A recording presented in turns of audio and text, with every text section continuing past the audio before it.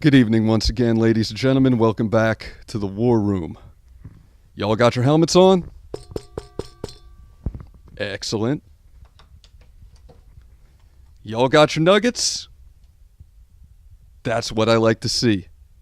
So let's call this meeting officially to order.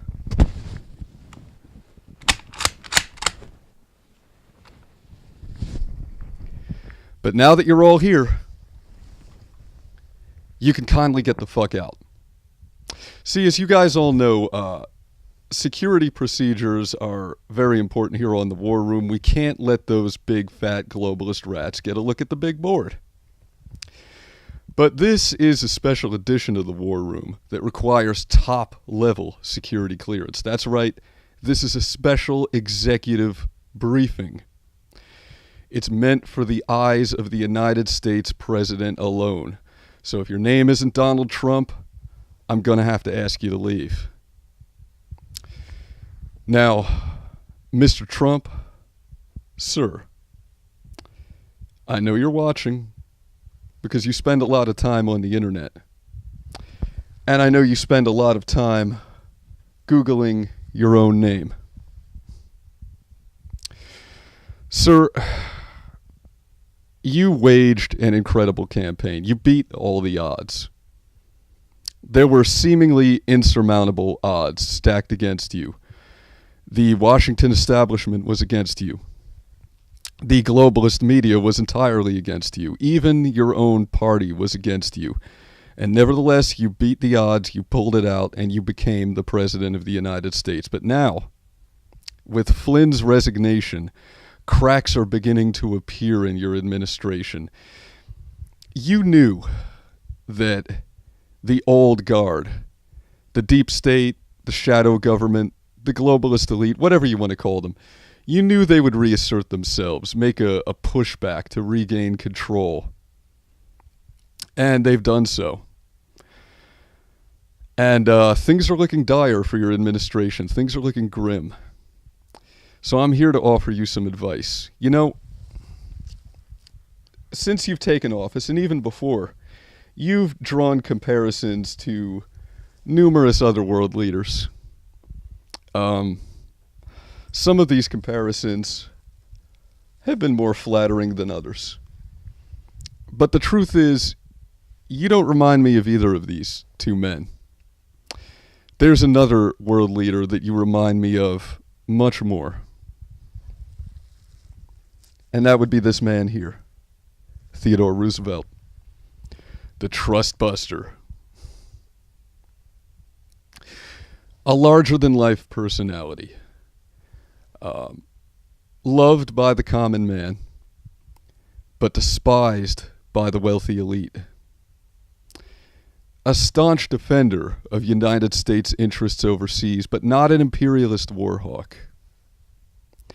A man with a great respect for capitalism and competition, but contempt for monopolies, crony capitalism. Roosevelt was a man not afraid to take unilateral action. The first president in U.S. history to sign over 1,000 executive orders. He knew how to act when a corrupt Congress would not. And remembering that the greatest enemy of democracy in the United States today in 2017 is the corporate media, I encourage you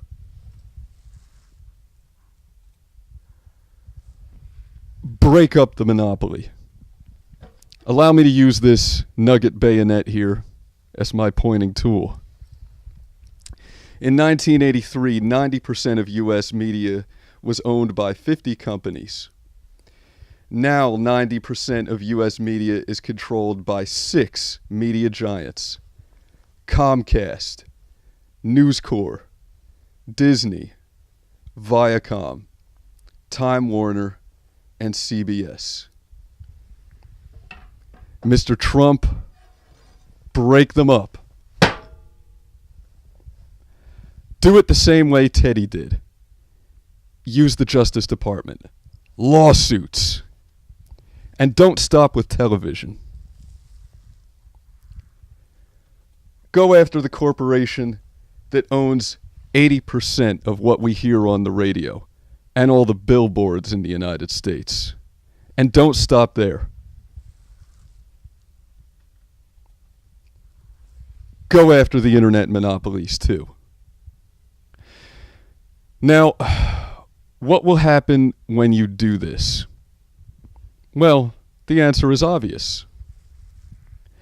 They will call you a dictator. Some will say it's an attack on freedom of the press, but I'm not advocating state control of the media.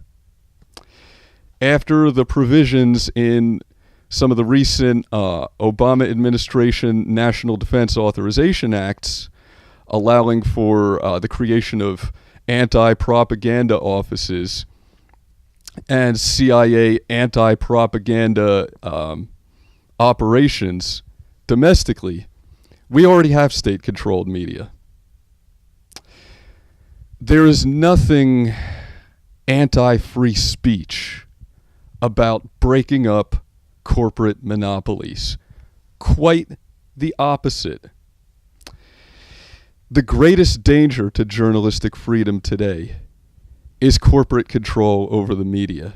These monopolies, these trusts. Mr. Trump, break them up. Do it before it's too late, before they destroy your administration and this country. This has been The War Room. Keep it fake.